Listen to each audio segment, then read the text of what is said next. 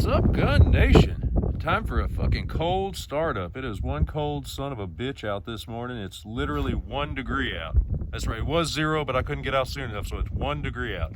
This is a 2017 Ram 2500 with a 6.7 liter Cummins in it. Got my fucking ninja gear on here. We're gonna do this cold startup. Check it out.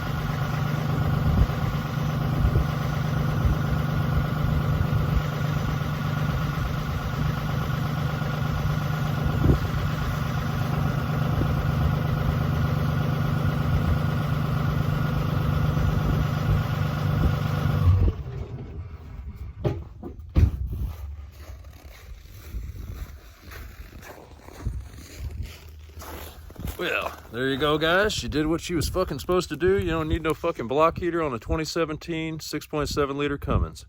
Let me know what y'all think in the comments. See y'all.